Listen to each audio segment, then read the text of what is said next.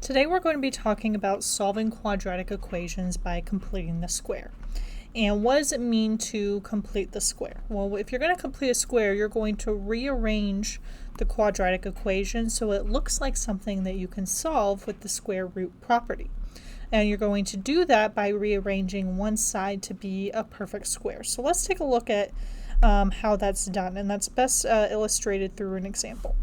So the first thing you want to do is actually rearrange your quadratic equation so that it's no longer set equal to 0, but so that you have your x squared plus some other term on one side, and you have your constant on the other side. So that's what we did here first. Is the first thing we did was we undid subtracting 40 by adding 40 to both sides.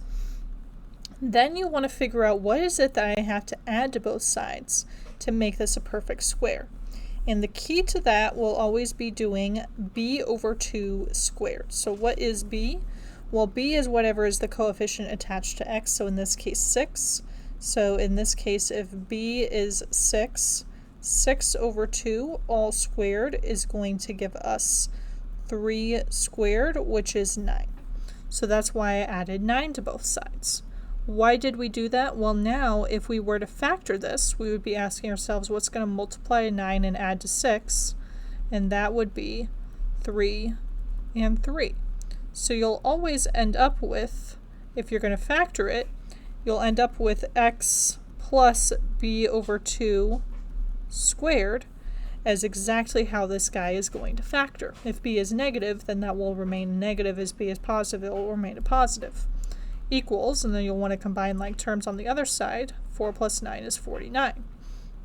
Once you're here, this is now set up in order to solve with the square root property. So in particular, you would take x plus 3 all squared and undo that with the square root equals plus or minus 49 squared. Then squaring a square root undoes it, and I'm left with x plus 3 is equal to square root of 49 is 7 is equal to plus or minus 7. Now that we're here, we can set this up as two equations to solve for x. This would either be x plus 3 is positive 7 or x plus 3 is negative 7.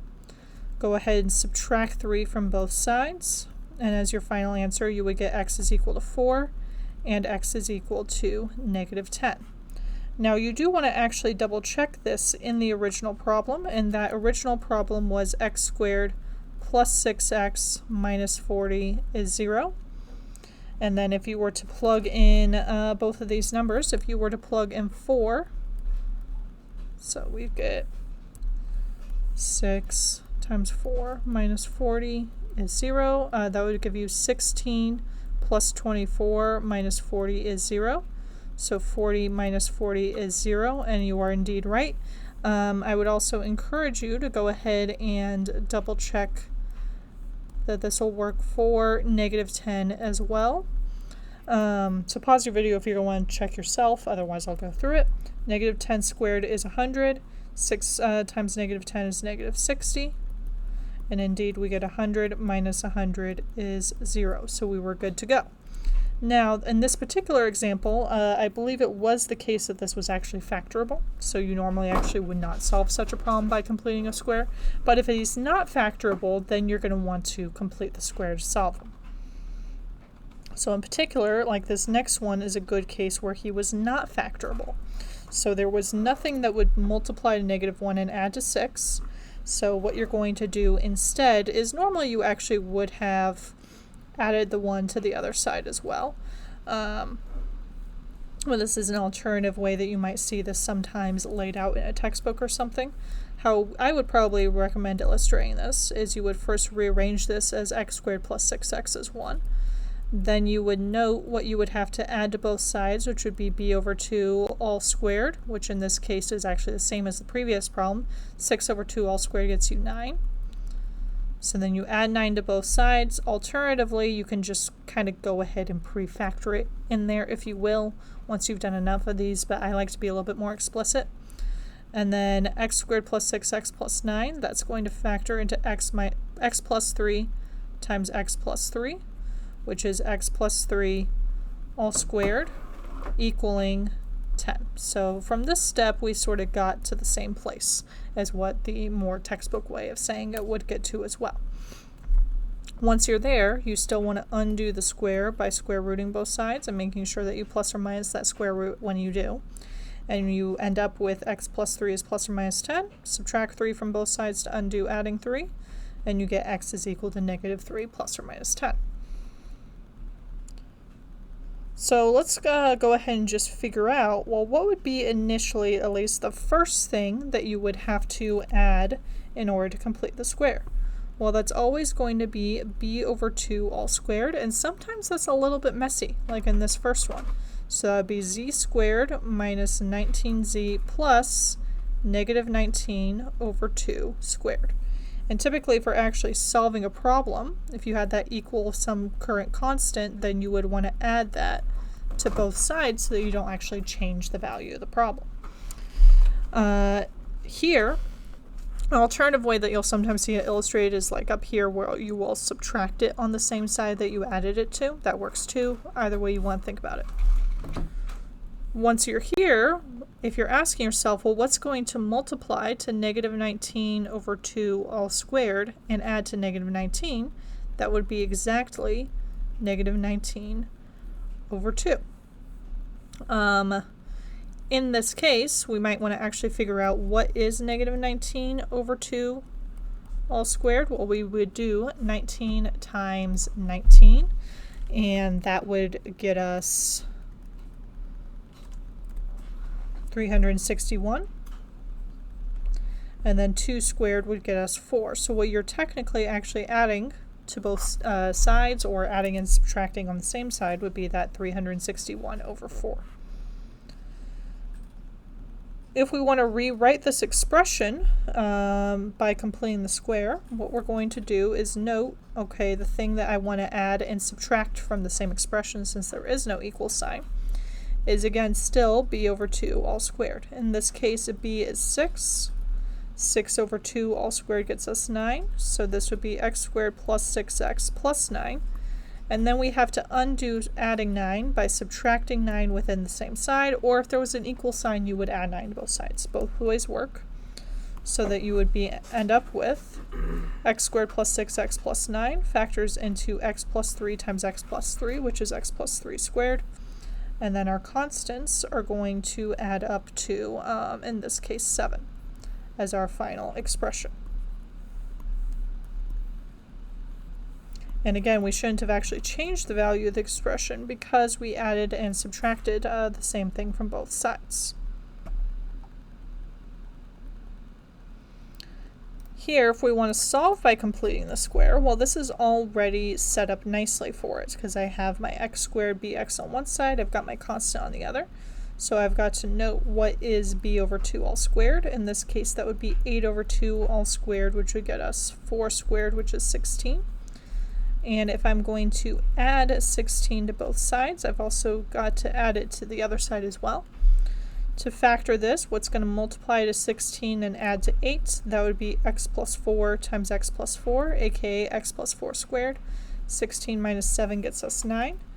Then we're going to want to square root both sides, and when I undo a square with square root, I have to do plus or minus. So then I end up with x plus 4 is equal to plus or minus 3. Then I'm going to want to set up my two equations, so either x plus 4 is equal to positive 3, or x plus 4 is equal to negative 3, so x could be negative 1, or x could be negative 7 if I'm subtracting 4 from both sides. Now this next one, you might be thinking, this is set up quite a bit differently, and it is. Your first step will still be to move your constant to the other side. So then I get 3x squared minus 42x equals negative 144. Then you want to really have that leading coefficient be 1. So you're going to take each and every term and divide it by 3. So you're going to wind up with x squared and 42 divided by 3. I think it says 14, but I'm just double checking. Yep. Gets us minus 14x, and then 144 divided by 3 is going to get us negative 48. And now we're good to go to actually set this up. So in particular, you still want to note in your new problem, now what is b? b is negative 14, so you want to do b over 2 all squared. So what you're wanting to add and subtract both sides, we'll have x squared minus 14x equals negative 48, and then we will want to add negative 14 over 2 squared plus negative 14 over 2 squared. What is negative 14 over 2? That's negative 7 squared gets you 49. So you're really just adding 49 to both sides. And then again, I'm going to drop down what everything else is. X squared minus 14x equals negative 48 plus 49.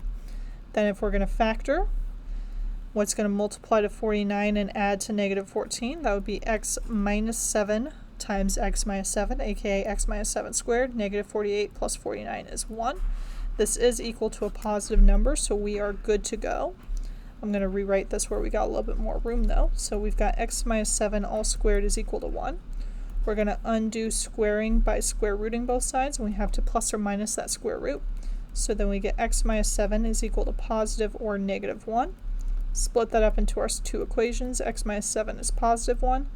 X minus 7 is negative 1. Add 7 to both sides to undo subtracting 7. We get x is 8 or x is 6 as our final two answers. So go ahead and see if you can do this next one yourself, following a similar process to what we just did. So just like before, our goal is to rearrange this so it's set up for completing the square. So then we'll get negative 4x squared minus 24x is equal to negative 160. Then we want that leading coefficient still to be 1, so I'm going to divide each and every term by negative 4. Then I get x squared plus 6x is equal to 40. Then we want to figure out what it is I'm going to have to add to both sides to complete the square. So we want b over 2 all squared, which in this case is 6 over 2 all squared. 6 over 2 is 3, squared is 9. So I'm going to add 9 to both sides. X squared plus 6x plus 9 will factor into x plus 3 all squared. 40 plus 9 becomes 49. Now we are ready to go to solve this using the square root property, and that we are going to undo squaring by square rooting both sides, and we need to make sure you use plus or minus the square root. So then we get x plus 3 is equal to positive or negative 7. Set up your two equations, either x plus 3 is equal to positive 7 or x plus 3 is equal to negative 7. Undo adding 3 by subtracting 3. So then we get x is 4 or x is negative 10. So again, your goal is to make sure that this is set up properly first by getting the x squared plus bx by itself. That might just require adding or subtracting a constant to both sides, and it might also require dividing by that leading coefficient. What you do from there is you then add b over 2 all squared to both sides, or if you're just rearranging a simple expression, then you're going to add and subtract within the same part of the expression. Once you've done that, then the x squared plus bx plus the b over 2 all squared will factor into x plus a number, potentially that number being a negative all squared. And then once you get that x plus a number all squared by itself, you're going to undo that square by square rooting both sides, and when you undo a square with a square root, you make sure to include a plus or minus.